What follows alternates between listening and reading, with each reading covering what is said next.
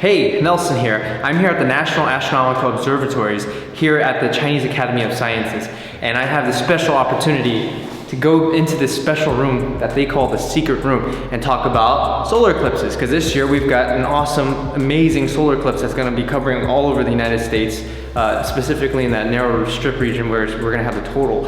And we're going to be meeting with one of my friends here. Her name is Stephanie. Come on, take a look.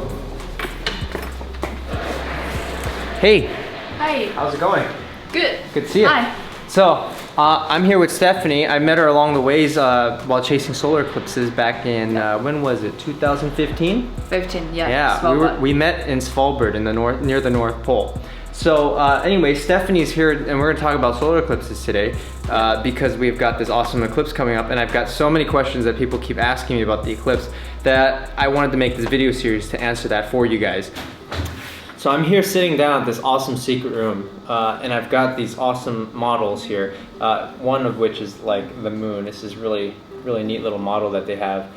This side faces the Earth, and then this side is the far side, which never actually faces. We never see it, mostly because of tidal forces of how it is tidally locked to the Earth as it's orbiting the Earth. And I've got a model of the Earth. It's really cool. And over here, let's take a look here. I've got this model, which is great for showing you guys how a solar eclipse works. And so this is how it happens. I've simulated the sun, and then here's the Earth right here. And what basically happens on an eclipse, so actually, let's take a look at this. The moon will orbit the Earth like so.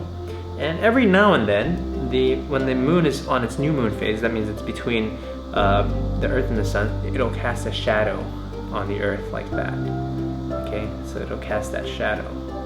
And when that happens and you're standing underneath that shadow, where is that right there? When you're standing underneath that shadow, you can see a total solar eclipse, and it looks very spectacular.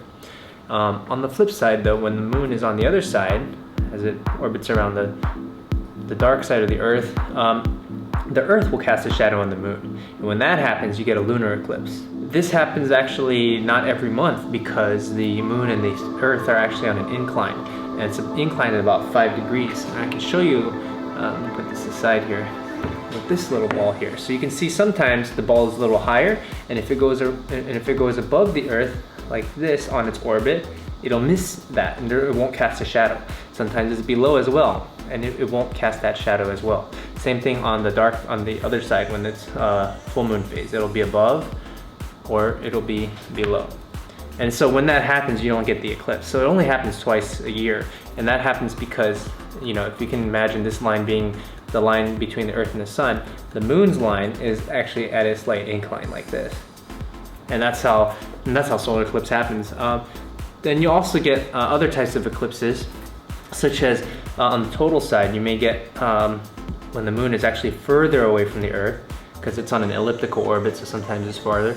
Then what ends up happening is it'll still cast that shadow, but you can see that shadow, how it looks even more softer right now.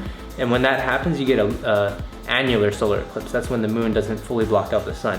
When it's closer, you see how the shadow is getting darker? When that's closer, then you get a total solar eclipse.